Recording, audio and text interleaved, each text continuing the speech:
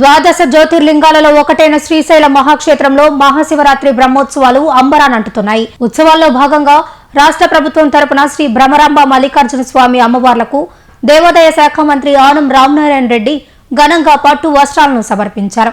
సాంప్రదాయబద్ధంగా స్వామివారికి పట్టు వస్త్రాలు అందజేసిన అనంతరం ఆయన ప్రత్యేక పూజలు నిర్వహించారు. శ్రీశైల పుణ్యక్షేత్రంలో మహాశివరాత్రి పర్వదినం సందర్భంగా బ్రహ్మోత్సవ వేడుకలు కన్నుల పండుగగా సాగుతున్నాయి. రాష్ట్ర దేవాదాయ శాఖ మంత్రి ఆనం రామనారాయణ రెడ్డి ప్రభుత్వం తరఫున పట్టు వస్త్రాలను తీసుకువచ్చి స్వామి అమ్మవార్లకు సమర్పించారు. ఆలయ రాజగోపురం వద్ద అర్చకులు, అధికారులు మంత్రికి పూర్ణ కుంభంతో స్వాగతం పలికారు. అనంతరం మంత్రి మాట్లాడుతూ దేశవ్యాప్తంగా విశిష్ట స్థానం కలిగిన శ్రీశైల క్షేత్రంలో మల్లన్నకు పట్టు వస్త్రాలు సమర్పించే భాగ్యం కలగడం తన అదృష్టమని పేర్కొన్నారు. బ్రహ్మోత్సవాలకు తరలివచ్చే లక్షలాది మంది భక్తులకు ఎటువంటి అసౌకర్యం కలగకుండా అన్ని రకాల సౌకర్యాలు కల్పించాలని అధికారులను ఆదేశించారు.